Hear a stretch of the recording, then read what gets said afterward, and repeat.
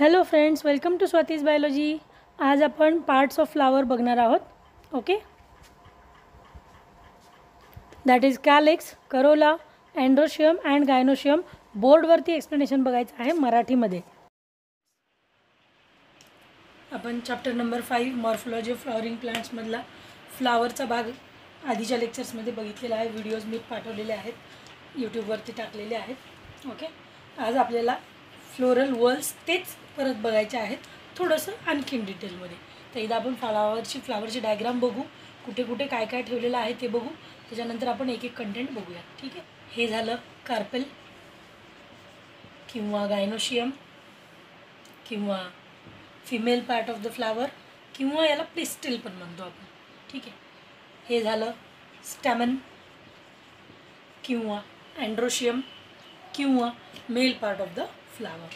ठीक आहे, डिटेलमध्ये आपण पुढे बघूया. सध्या आपल्याला फक्त मेन कंपोनंट्स बघायचे आहेत. This is the calyx. Calyx is made up of sepals. This is the corolla, पाकळ्या फुलांच्या, made up of petals. Petals म्हणजे फुलांच्या पाकळ्या. हा झाला फुलाचा सगळा भाग. हे झालं थॅलमस.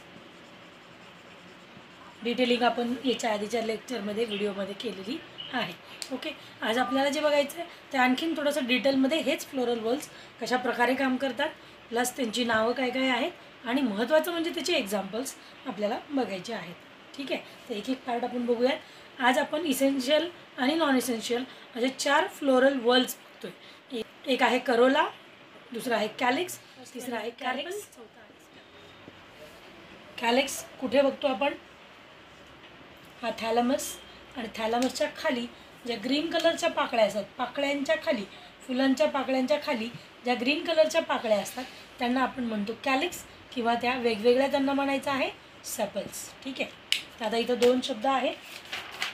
एक आहे गॅमोसेपॅलस, दुसरा आहे पॉलीसेपॅलस. गॅमोसेपॅलस, दुसरा आहे पॉलीसेपॅलस. ठीक आहे, गॅमोसेपॅलस कसं राहील आता? ही झाली फुलाची दांडी, हा झाला गॅमोसेपॅलस,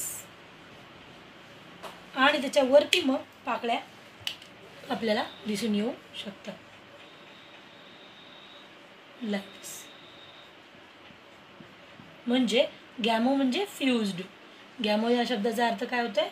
फ्युज्ड. सेपॅलस म्हणजे sepals, fused sepals. Madhu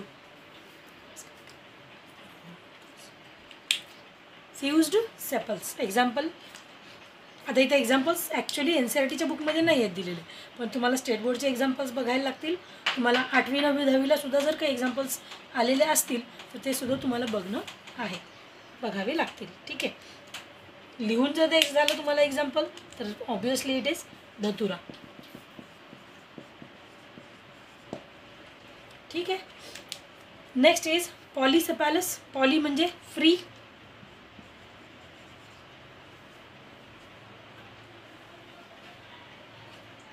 poly म्हणजे फ्री, सेपॅलस म्हणजे सेपल्स. सेपल्स कसे असणार आहेत? फ्री असणार आहेत, फ्युज्ड असणार नाहीत. ओके, त्याच्यामध्ये एक्झाम्पल दिसू शकतात. अशा प्रकारे सेपल्स कधी कधी फ्री असतात, लाईक दिस. ठीक आहे, तर हे सेपल्स फ्री असले की त्याला म्हणायचं पॉलीसेपॅलस. एक्झाम्पल रोज आहे किंवा चायना रोज आहे, एक्सेट्रा. फुलांच्या पाकळ्या, करोला किंवा यांना वेगळं जर म्हणायचं असेल, वेगवेगळं, तर दॅट आर द पेटल्स. ठीक आहे, इथं पण 2 वर्ड्स तुम्हाला लक्षात घ्यायचे आहेत. One is gamopetalous, gamo petalous, poly petalous. Gamo fused, जसं की धतुराचं आपण बघितलं, fused petals.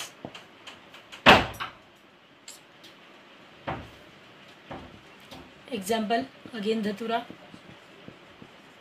Poly many petals, free. That is the rose, China rose, गुलमोगरा, गुलमोहर, एक्सेट्रा एक्सेट्रा. ओके, तर इथे पण 2 वर्ड्स लक्षात ठेवायचे आहेत, gamopetalous, polypetalous. Gamo means fused petals, poly means free petals. आता एंड्रोशियमलाच स्टेमन म्हणतात, यालाच male part of the flower म्हणतात. Male part of the flower कशाचं बनलेलं आहे? अँथर्स. दुसरं आहे फिलामेंट. याच अँथरच्या मध्ये पोलन सॅक्स असतात, ज्याच्यामध्ये पोलन ग्रेन्स तयार होतात. कुठल्याही फुलाचा जर आपण स्टेमन किंवा अँड्रोशियम जर बघितला तर असे बारीक पावडरसारखं बारीक बारीक कण त्याच्यावरती आपल्याला दिसतात. That are the pollen grains. Okay, अशा प्रकारे त्याचं स्ट्रक्चर आहे. आता ही झाली जनरल इन्फॉर्मेशन, म्हणजे पोलन ग्रेन्स जे इथं तयार झालेले आहेत हे काय आहे? हे त्याच्यावर बनलेले मेल गॅमेट्स.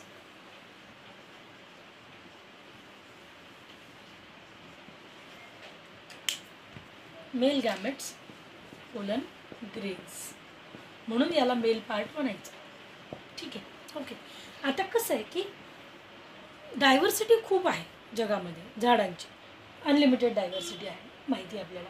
ठीक आहे. तर कधी कधी काय होतं की अँथर जो आहे तो पाकळीला चिटकून डेव्हलप होतो.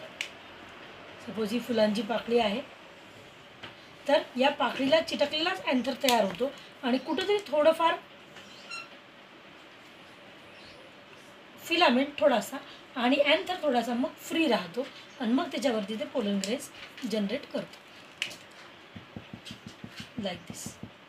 ओके, पाकळी त्याच्यावरती फिलामेंट चिटकलेला आहे.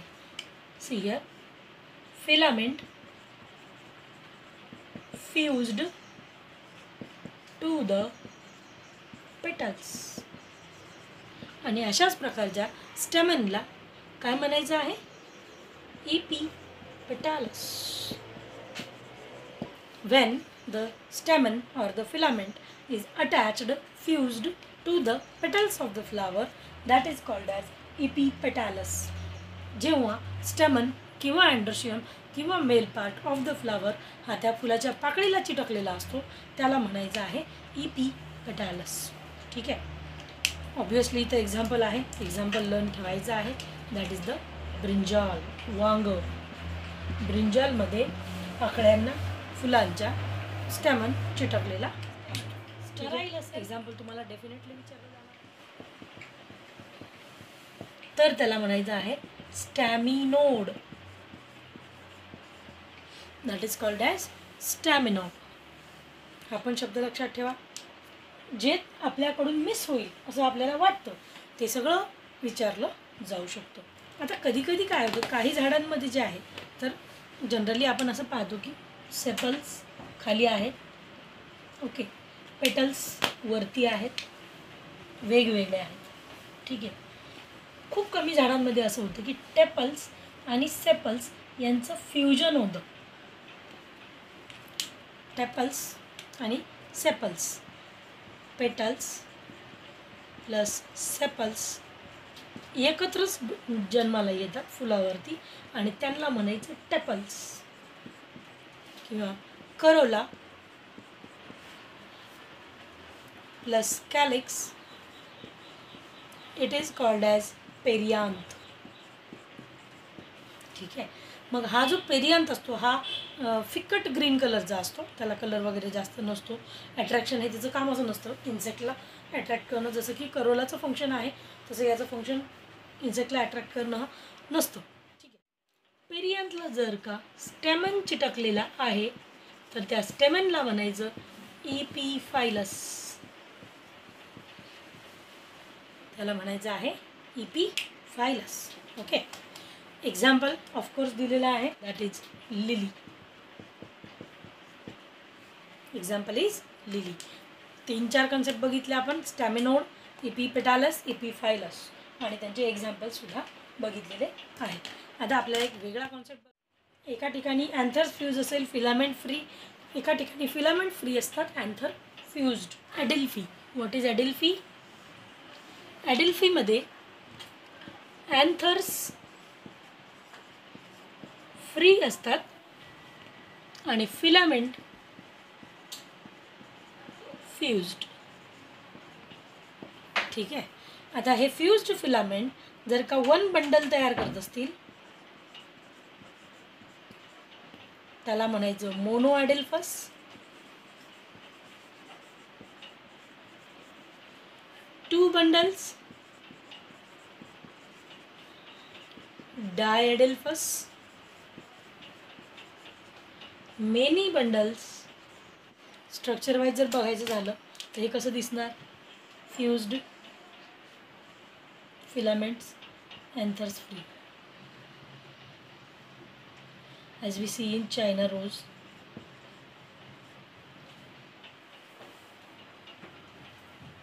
Okay, two bundles, it looks like this.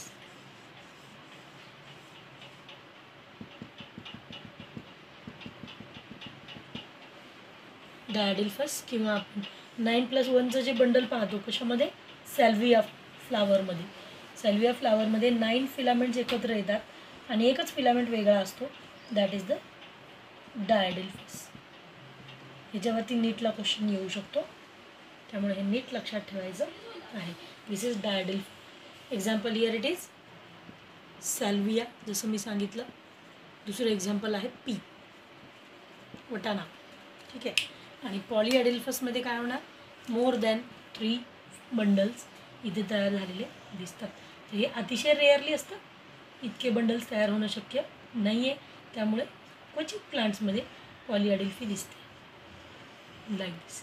आणि याच्यावरती आपल्याला फिलामेंट अँथर जे आहे ते फ्री दिसतात like this. This is polyadelphy. Okay. Is citrus plants. Okay. ठीक आहे. हा झाला अँड्रोशियमचा पार्ट. याच्यामध्ये तुम्हाला सगळ्यांचे examples, this is the example. याच्यामध्ये तुम्हाला सगळ्याचे एक्झाम्पल्स लक्षात ठेवायचे आहे, प्लस कॉन्सेप्ट वाईज सुद्धा तुम्हाला कंटेंट लक्षात राहणं गरजेचं आहे. ओके. ठीक आहे. आता आपण लास्ट त्याच्यातला पार्ट पाहतोय, that is the gynoecium. Now next is gynoecium.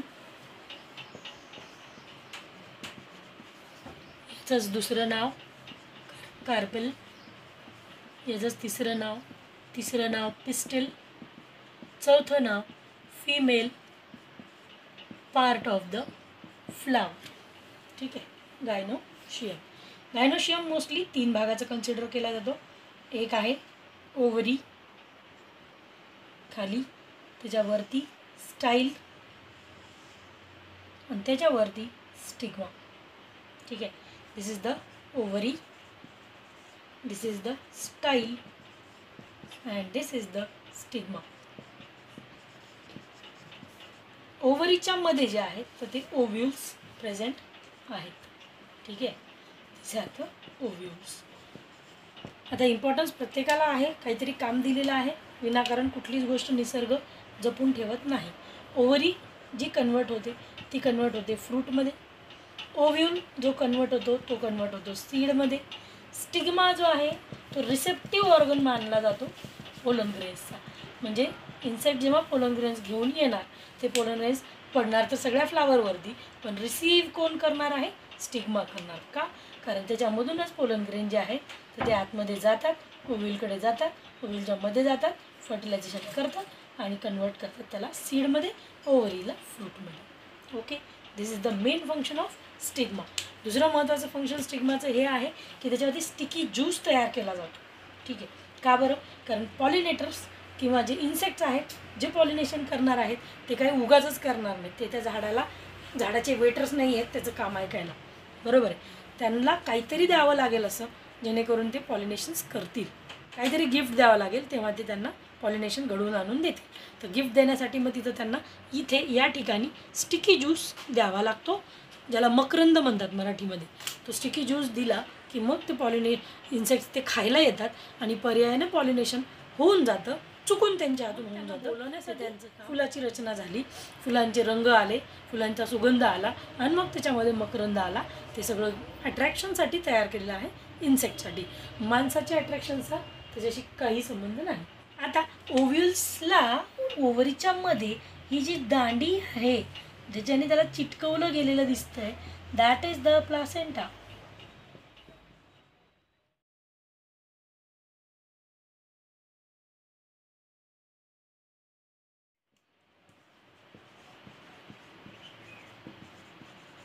दोन प्रकारचा कन्सिडर केला जाऊ शकतो. One is monocarpous, another is polycarpous. अर्थ आपण त्याचा समजून घेऊ शकतो. मोनो म्हणजे सिंगल, पॉली म्हणजे जास्त. सिंगल कार्पेल असलेले, जास्त कार्पेल असलेले. पॉलिकार्पसमध्ये आता परत दोन प्रकार पडणार. एक आहे अपोकार्पस, दुसरं आहे syncarpous. Okay. Apo free, syn fused. जेव्हा कार्पेल्स फ्री आहे, जेव्हा कार्पेल्स फ्री आहे दॅट इज अपोकार्पस. जेव्हा कार्पेल्स फ्यूज्ड आहे त्यावेळेला सिनकार्पस. ठीक आहे. ओके. ऑब्वियसली एक्झाम्पल्स आहेत दिलेले, आपल्याला लर्न करायचे आहेत. Examples are lotus and rose. Examples are tomato and mustard. Mustard म्हणजे मोहरी. ओके. ठीक आहे. सो अपोकार्पस, सिनकार्पस यांचं जे एक्झाम्पल्स आहेत ते तुम्हाला ऑब्वियसली लर्न करायचे आहे. DPPs मी तुम्हाला देणार आहे. DPPs in the sense daily practice paper, ज्याच्यामध्ये प्रत्येक लाईनवरती MCQs काढलेले आहेत. ते MCQs सॉल्व जर केले तुम्ही तर डेफिनेटली 101% नीट क्रॅक करण्यापासून तुम्हाला कोणीही अडवू शकत नाही. आपण सगळे मिळून ही नीटची एक्झाम आरामात क्रॅक करू शकतो. बघा, नीट काही खूप अवघड एक्झाम असते अशातला भाग नाही आहे. फक्त आणि फक्त कन्सेप्ट क्लिअरिंग आहे आणि दुसरं म्हणजे लर्निंगचा थोडासा पार्ट येतो, हार्डली 25%. ओके. तर कन्सेप्ट क्लिअरिंग जे आहे आणि line to line NCERT reading plus teaching आहे, हा जवळपास 80% भाग त्या एक्झामचा याच्यात कवर होतो, जो की मी तुम्हाला करून देणार आहे. उरलेला मात्र जो 20% भाग आहे लर्निंगचा किंवा रिव्हिजनचा, तो तुम्हाला करायचा आहे. हां, मी रिव्हिजन करून घेऊ शकते, करण्याचं काम मात्र तुम्हाला करायचं आहे. मी बऱ्याचशा व्हिडिओ लेक्चर्समध्ये हे ऐकते की रिव्हिजन पण तुमची आम्हीच करू, लर्निंग पण तुमचं आम्हीच करू, सगळं तुमचं आम्हीच करू. पण ॲक्च्युली हे भूलथापा देण्यासारखं आहे. हा प्रकार शक्य नाही, हा करू पण नाही. खरं कुठल्याही टीचर्सनी हे केलं नाही पाहिजे, कारण टीचरना करून उपयोगच नाही आहे. लर्निंग जे आहे ते लेकरांना करणं गरजेचं आहे. तुमचं लर्निंग, तुमचे कन्सेप्ट क्लिअरिंग, तुमचं रिव्हिजन, तुमची DPP सॉल्विंग हे होणं गरजेचं आहे. कारण एक्झामला जगातला कुठलाही टीचर बसत नाही. एक्झामला स्टुडंटला स्वतःला बसावं लागतं. तर अशाला भूलथापांना बळी पडू नका आणि डेफिनेटली प्रॅक्टिसवरती भर द्या. आणि माझे लेक्चर्स रेग्युलरली बघा. लाईन टू लाईनवाले सेपरेट मी देत आहे, एक्सप्लेनेशनवाले सेपरेट देत आहे. दोन्हीही तुम्हाला करायचे आहेत तुमच्या एक्झामच्या क्लिअरिंगसाठी. आणि मी गॅरंटीनं सांगते डेफिनेटली तुमची एक्झाम क्रॅक होते नीटची. ओके. तुम्हाला जर काही डाऊट्स असतील, कन्फ्युजन्स असतील, प्लीज या डिस्कस करा. आपण कितीही डीप लेवलवरती डिस्कशन्स करू शकतो. हे आहे आपल्या आजच्या पूर्ण लेक्चरचं कन्क्लुजन और नीट एक्स्ट्रॅक्ट. हे पूर्णच्या पूर्ण तुम्हाला लर्न करायचं आहे. ओके. माझे सगळे lectures NCERT line to line reading and teaching असणार आहेत, पूर्णपणे मराठीमध्ये. तर जे कुठले तुमचे फ्रेंड्स, रिलेटिव्स ज्यांना मराठीमध्ये नीट बायोलॉजी अपेक्षित आहे ते सगळ्यांना माझे व्हिडिओ सबस्क्राईब करायला सांगा, शेअर करा. थँक्यू.